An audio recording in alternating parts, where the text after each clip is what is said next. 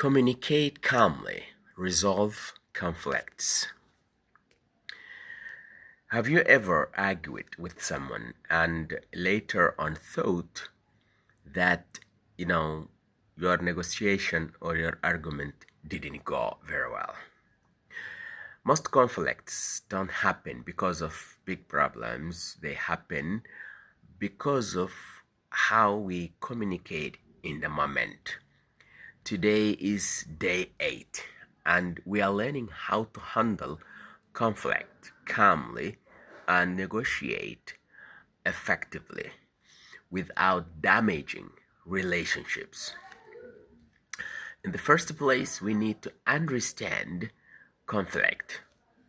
Conflict is a normal part of life.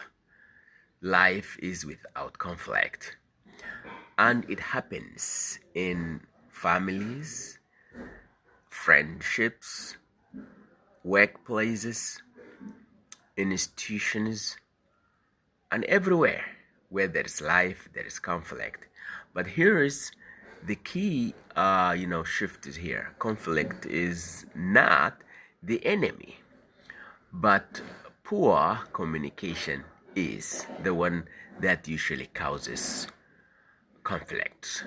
So it is important to understand that conflict is not necessarily bad or dysfunctional, but it should be understood in both its positive and negative connotations, because conflict can be a channel or a mechanism for the articulation of human goals, inspirations, and desire for social change. And it is positive connotation. Conflict is productive, creative, and constructive. This implies that conflict can lead to mutually satisfactorily outcomes and settlements for the conflict parties when it is constructively discussed and resolved. On the other hand, conflict can be negative and destructive when it degenerates into violence. A destructive conflict can manifest as a struggle over values or claim to, status, power, and, scarce resources. You know what I'm talking about? In which the conflict itself parties aim in not only to obtain the desired values but to neutralize, injure, or eliminate their opponents. So a destructive conflict is always characterized by violence leading to injury, loss of lives, and damage to properties.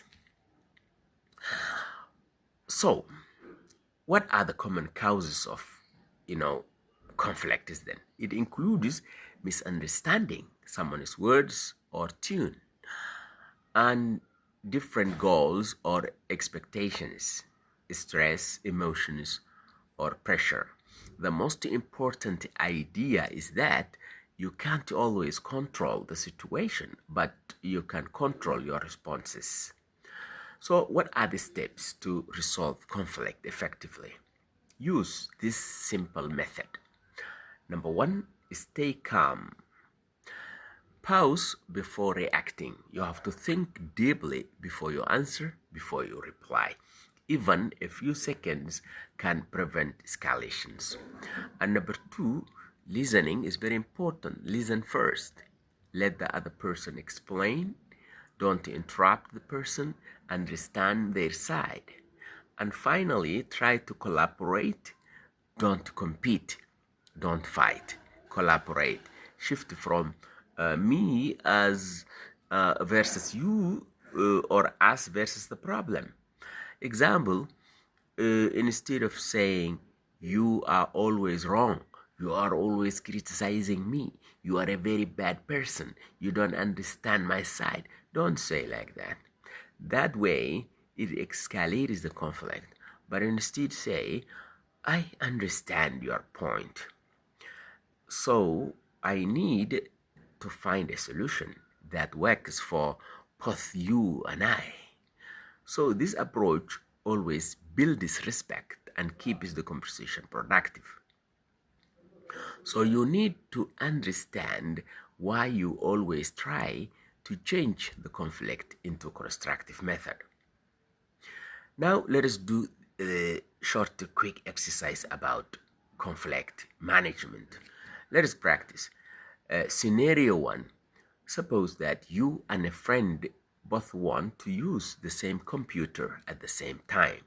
So your side, you need to ask about their need, explain your need clearly, and suggest a fair compromise like taking turns or setting time limits.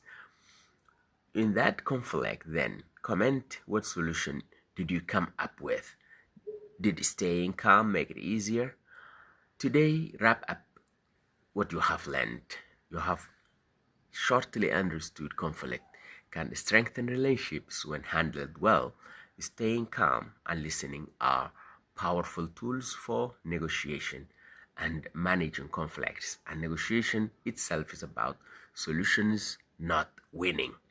Tomorrow, we will explore emotional intelligence, how understanding emotions can transform the way you communicate. Ask, do you react quickly or you stay in conflict calmly? Now, let us now conclude our clip today in here. And thank you very much.